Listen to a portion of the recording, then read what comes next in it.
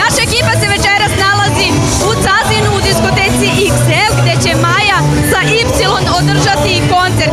Mi obećavamo da će večeras ovdje biti lud i nezaboravan provod, a vi samo trebate da ostanete uz kanal DMSA televizije i uživate u još jednoj reportaži.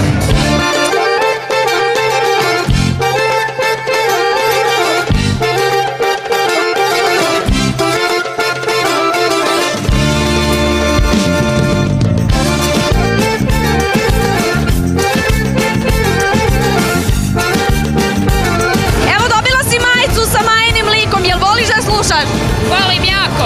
Koju pesmu voliš posebno? Djevojačko prezme mi je najbolja. Sve devojke vole tu pesmu, to je neverovatno, jel da? Zato što se sve nađemo u njoj. Yes. Šta očekuješ večeras, kakav provod? Fenomenalan, definitivno.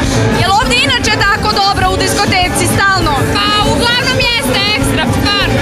Hvala ti, lepo se prevedi. Hvala. Da li si prvi put na Majinom nastupu? Nisam, bila sam još. Jel misliš da će večeras biti možda bolje nego prethodni put? Mislim da hoće. Koju pesmu voliš da slušaš od Maje? Djevojačko prezme. A jel voliš da gledaš DMSA televiziju? Naravno. Šta najviše? Sve mi je super. Hvala ti, uživaj.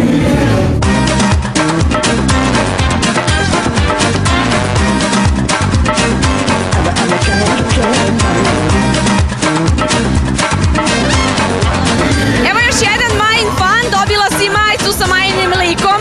Blago tebi, za mene nema.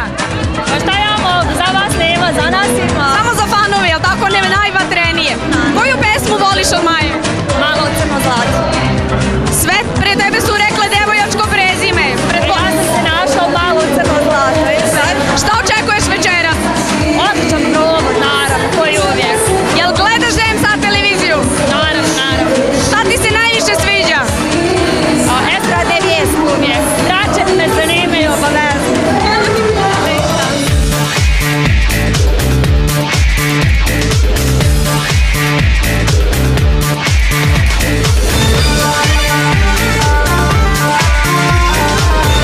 Evo večeras će u Cazinu nastupiti i Maja. Maja Y, kako je zovu popularno.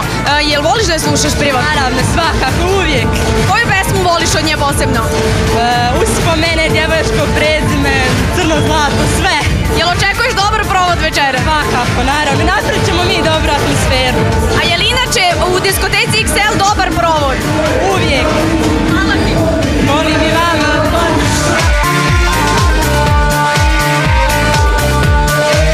O kakav bili bismo par kad bi pokušao bar da te srce pravo meni tjera. Da kaže mala Vera, da kaže mala Vera, ja sam pobjedila.